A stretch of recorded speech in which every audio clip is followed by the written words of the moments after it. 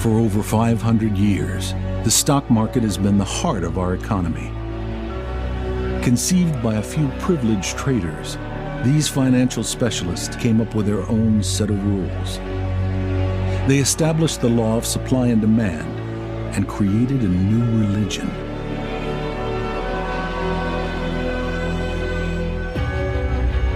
Stocks, currencies, bonds, commodities. The stock market has become a giant casino where traders are buying and selling non-stop. With each transaction, the objective remains the same: to make money.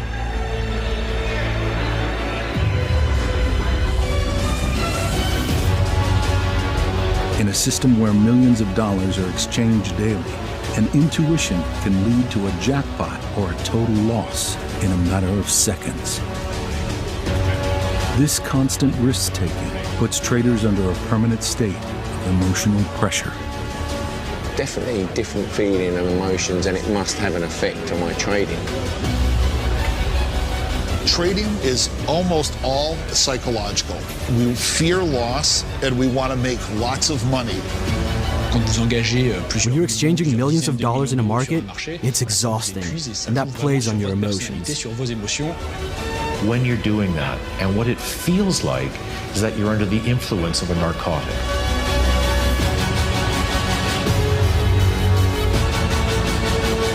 Through a new science called neuroeconomics, we can study what propels the choices of these powerful masterminds.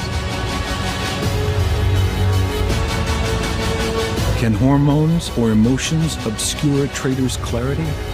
Are recessions a result of their irrational behavior? Is the human factor the weakest link in the world economy?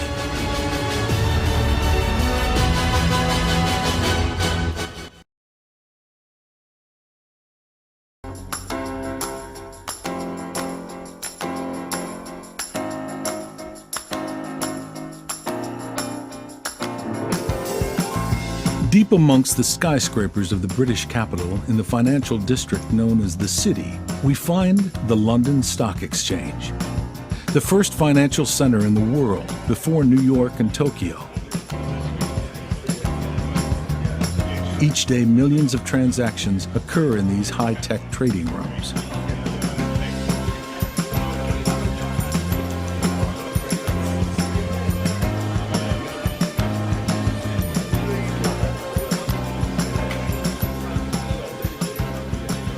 Central Markets is one of the many trading firms here. The market seems calm this morning, but the tension is undeniable.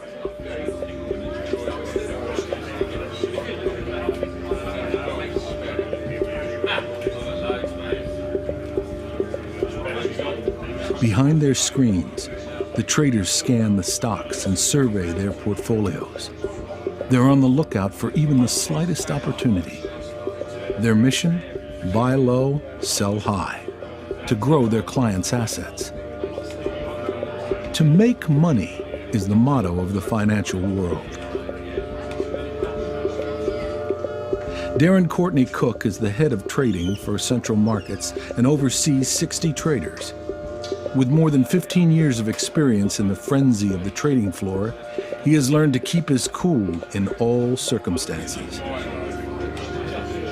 My job is taking risk every day. Every day is different. Every day is a blank piece of paper. So following a good day, it could be another good day or it could be a bad day, and your emotions reset because you just don't know what the market is going to give you. There's no crystal ball.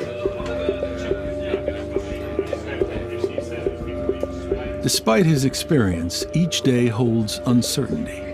He must constantly weigh the pros and cons of each transaction and make the right decision in a matter of seconds.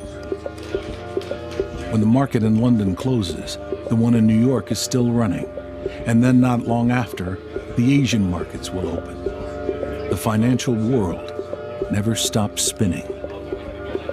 It never stops. It never stops. I have a smartphone. When I'm on the train, I'm looking at prices and aware of what's going on. And things can change very quickly. You can be sitting here and be profitable. The market moves very quickly, and suddenly you're losing a lot of money. When making money, the traders are applauded, adored, and the firms deemed as brilliant. But sometimes, even the most powerful can crash abruptly. Is your money safe? The fall of Lehman Brothers.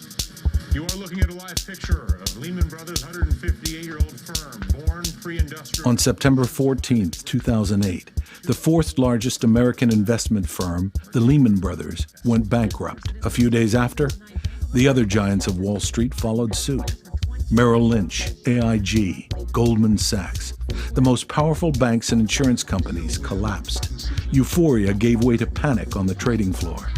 The stock market crashed and the world spiraled into one of the worst economic crises in history. In the heart of the storm, certain traders become highly stigmatized. Jerome Kerviel of Societe Generale, Keku Adeboli of UBS, and Bruno Ixiel, nicknamed the London Whale of JP Morgan, all suffered billions of dollars in losses. Their names spread like wildfire in the international press. They became known as the rogue traders.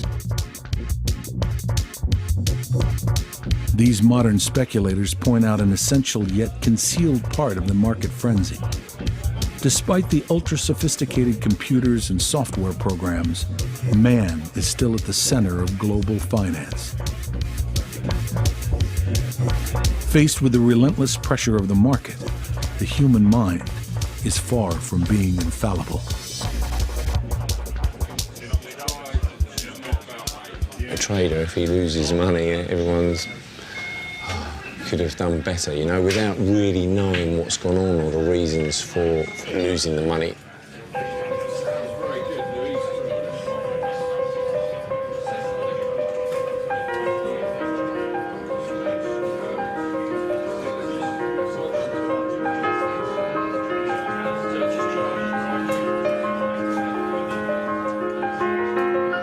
How do traders make these mistakes? What are their reasons for making irrational decisions and taking foolish risks? In the 1970s, the American psychologist Daniel Kahneman conducted numerous studies concerning these questions. His research earned him the Nobel Prize in Economic Sciences in 2002. He concludes that traders don't make consistent logical decisions, but are rather incessantly influenced by numerous psychological factors affecting their risk perception. Daniel Kahneman a permis de montrer qu'il existait. Daniel Kahneman has shown that there are many elements to consider when looking at the decisions that are made in any given situation. The scenario of a market doesn't boil down to the interest of one individual or of market variables. There's the price and the quantities. There are other dimensions that influence human psychology and therefore decisions made by individuals. In marketing, psychological factors are extremely important in selling products, whereas they are hardly considered in economics. Recent economic news events have certainly shown that the study of economics has mistaken the importance of psychological factors. Understanding the human factor and the psychological dimension of decision-making is just as important in the functioning of the economy as it is to understand consumer behavior.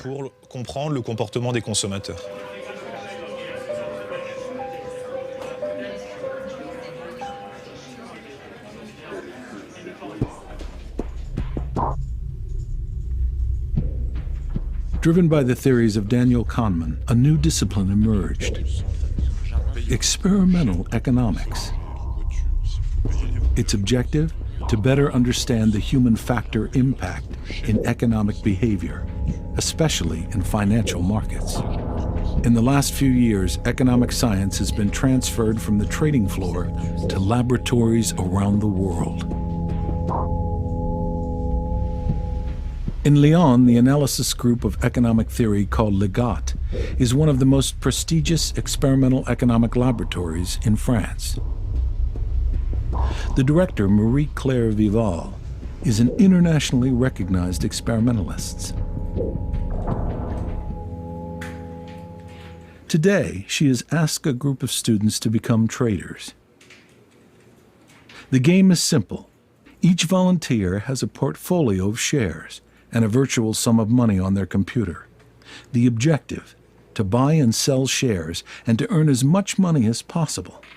The volunteers are free to set their own prices based on supply and demand, while a reference rate is also arbitrarily set by the researchers.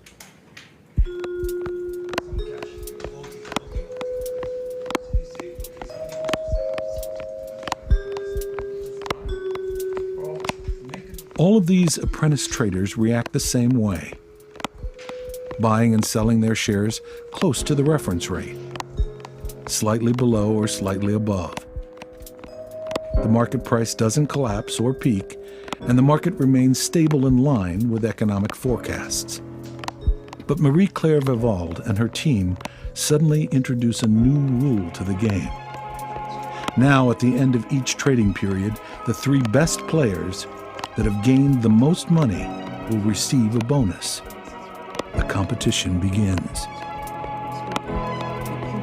The effect is immediate. The trading intensifies and the share prices soar above the reference rate. They climb throughout the entire exercise before diving sharply at the end. A true speculative bubble is suddenly formed. The volunteers are aware of the fluctuating value of their assets. They understand it early on with the short-term bonus, and we see that magnificent bubble form. The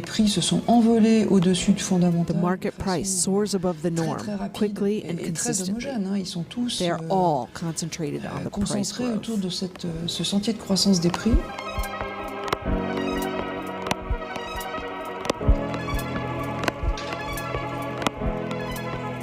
Put up against one another, the participants try to win the bonus and therefore speculate disproportionately. The emergence of this financial bubble creates the spirit of competition. As the competition is introduced between the traders, they increase the value of their shares, purchase more shares, raise their prices, and follow the prices that continue to rise. They piggyback onto this herding phenomenon. As they watch other prices climb, they raise their own. And an incredible enthusiasm is created in the market, whereby trying to obtain the bonus, everyone speculates more.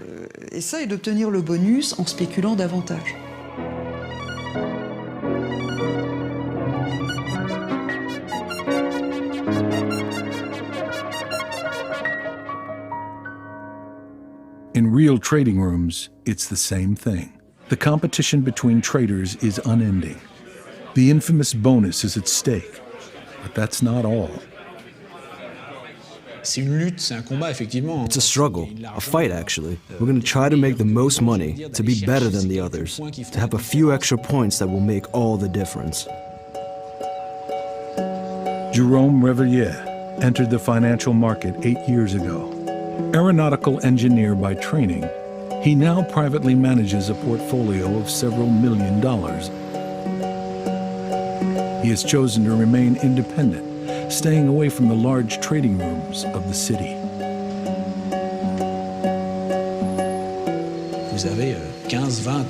You have 15, 20, 30 traders in the same room who have to achieve the maximum of results. Sure, at some point the ego, the desire to be the best, takes over. Except the effect is enhanced by the notion of trading, which by nature already pushes people to their limits. We're talking about money, millions and billions of dollars that's going to propel the already frantic competition. Like pro athletes, traders are true competitors. But how far will they go to win at all costs? What risks are they willing to take?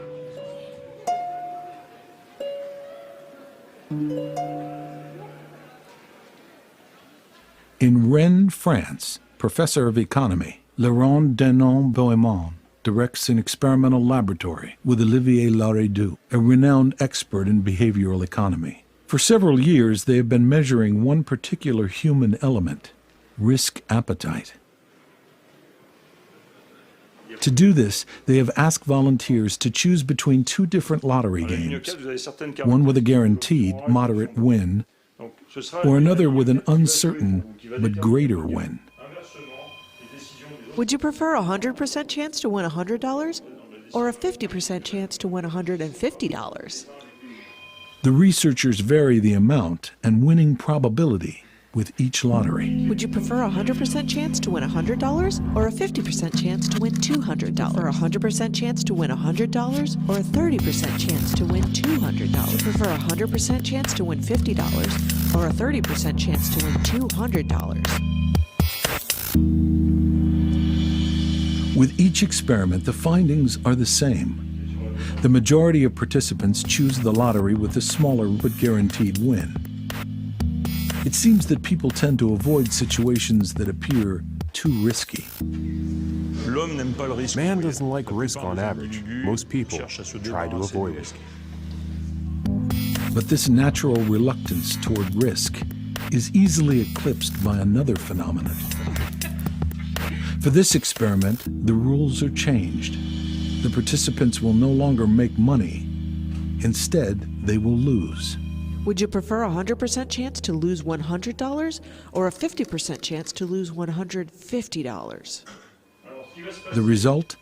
People are willing to take serious risks to avoid losing money. People hate to lose. We estimate that during the experiment, they weigh the loss 2 to 3 times per the gain. This means that to compensate a loss, they need 2 to 3 times equivalent to gain. There's extreme aversion to loss. This profound fear of loss has an unexpected consequence in classic economic theory. In a situation of financial loss, anyone could become a risk taker.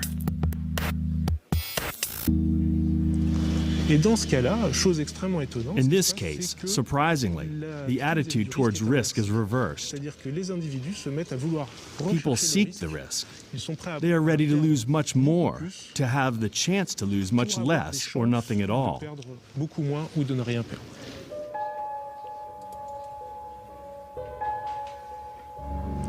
This situation can become totally irrational from the moment we start to take more risk to avoid more loss. And as the losses accumulate, we tend to take even more risk to cover the loss. Taking risk to rebuild costs. For traders, their greatest danger are the decisions they make in times of loss.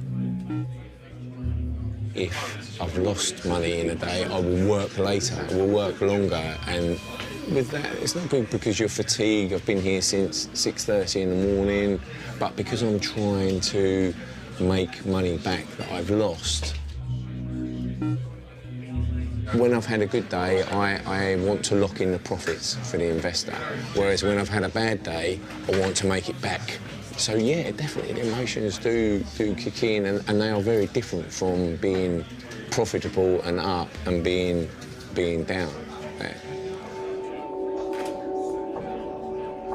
Certain behavior in the trading room and certain excessive risk-taking is ultimately related to the trader's feelings, to their emotions, psychological state, even their mood that day.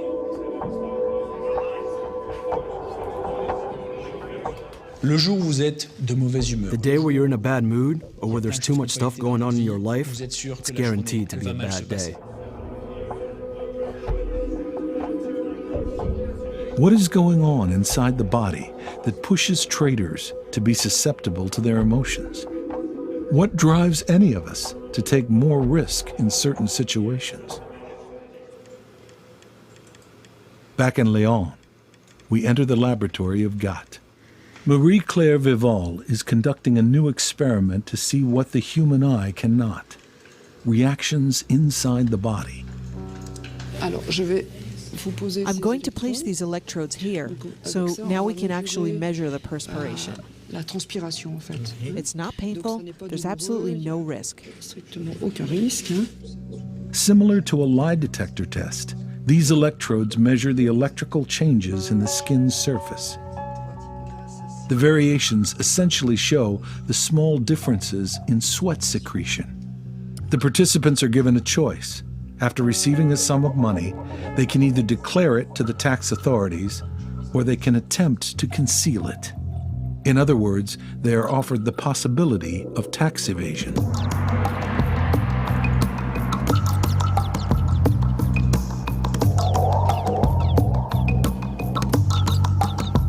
But the threat is heavy. At the end of each session, the tax evader may be monitored and would have to pay a large fine.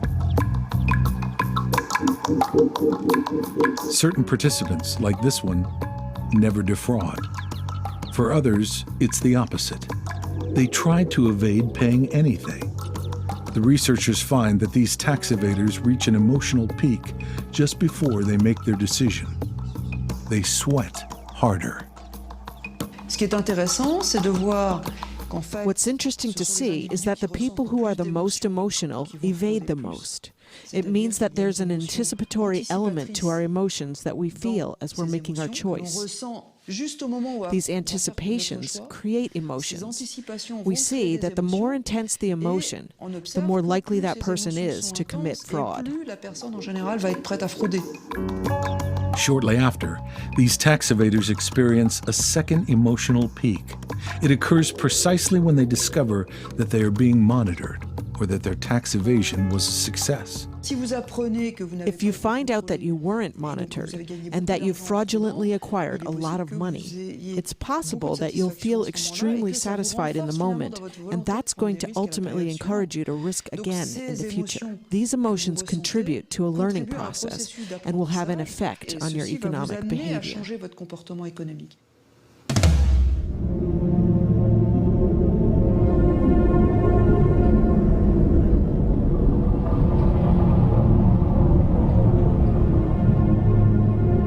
Just as they do in our everyday lives, emotions play a central role in our economic choices. The more emotional the trader, the more prone to risky behavior. With each success, the desire to continue to risk is reinforced, and with hopes of winning bigger each time.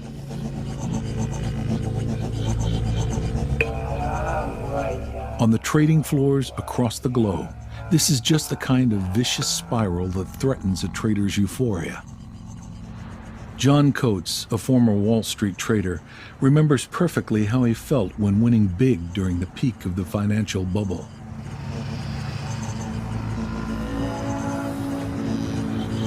When I was on a winning streak, when I was making above average profits, like I was really doing well and expecting an above average bonus, I too felt these symptoms. I knew that I carried myself like a superhero. I felt like no thought I could think could be wrong. Nothing I could do would turn out badly.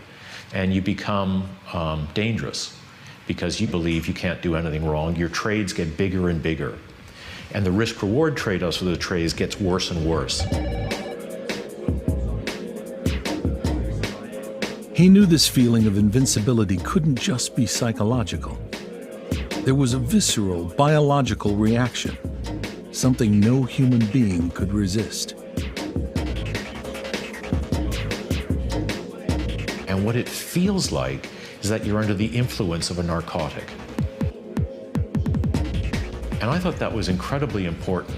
It felt like our body was producing some chemical that was changing us. It was like a Midsummer Night's Dream.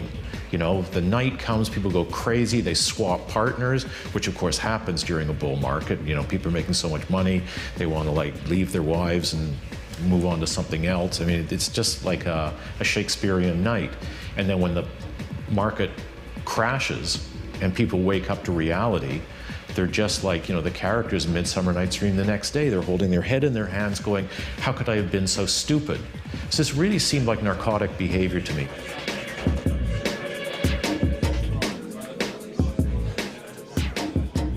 It was about 10 years ago that John Coates decided to quit the craze of the stock market. he turned in his investment portfolio for a set of measuring instruments to become a neuroeconomist. His former colleagues become the subjects of his research. Under the microscope, he observed the behavior of nearly 200 financial professionals from the same trading floor. It was the first study of its kind in what is a very closed-off environment. Recently, he has been concentrating on something specific: the level of hormones contained in the saliva of financial traders. The results quickly spread throughout the globe. The level of the male sexual hormone testosterone plays a key role in the risk-taking in the stock market. Rising levels of testosterone drive irrational exuberance, drive increased risk-taking.